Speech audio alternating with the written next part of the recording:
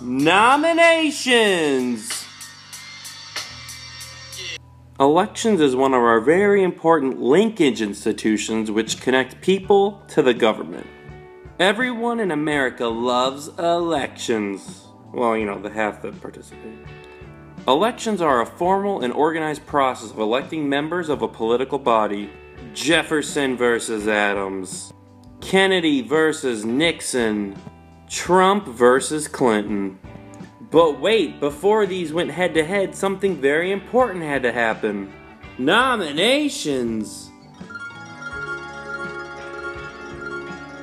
Each state determines if they're going to hold a primary or a caucus in order to participate in the political party's finding of their presidential nominee.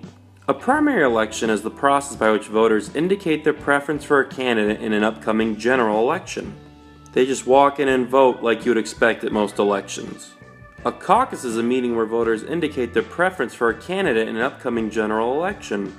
There's no privacy in a caucus. People see where you're going to vote, you go to corners of the room to support your candidate, and if your person doesn't have enough support, you get a second choice to go vote for somebody else.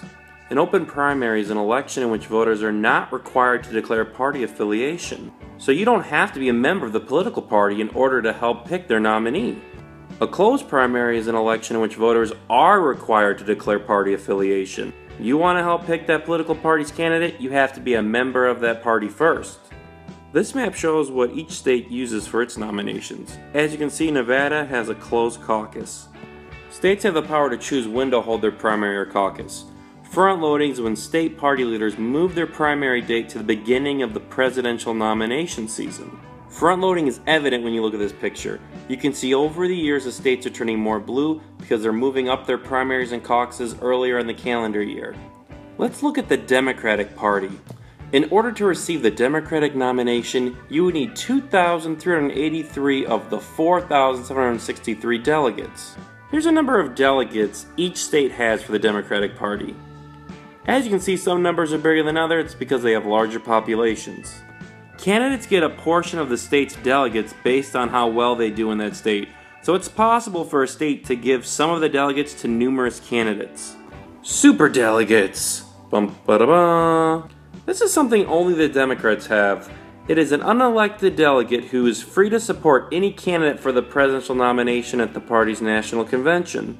The Democratic Party has 437 superdelegates total. I know, it seems weird. The Democrats are criticized for this because it's like they're giving people more power than like average citizens have when they vote. But they are trying to like reward party leaders and keep the party on track. I'm not sure what the right answer is here. The Republican Party.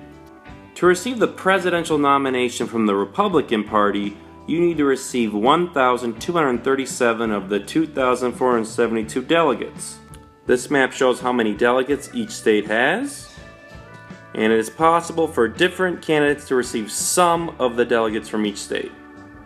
The key to nominations is receiving delegates. The majority of the delegates select the presidential nominee for the political party. If you think about it, nominations is kind of like The Bachelor. You have a group of people that want to win the prize, the party nomination. The political party's made up of people and we don't know who to give it to. So the candidates get all dressed up, they go out for dinners and these fundraisers, there's all these speeches and discussions, but then some people don't like what the other people are saying, so people are mad and there's tears. There's primaries and caucuses, but there's these candidates that don't have any delegates, so they drop out to go home in tears. And week after week, candidates are dropping like flies until there's a select few left. And half the time you're like, oh, I like that candidate that left. I don't really care who wins now. The field is narrowing until eventually the political party knows what feels right in its heart. They know who to give the presidential nomination to. Me? A party nomination? I'm flattered. I'm gonna have to decline though. Anybody can be president, but I have to teach the youth. That's actually a hard job.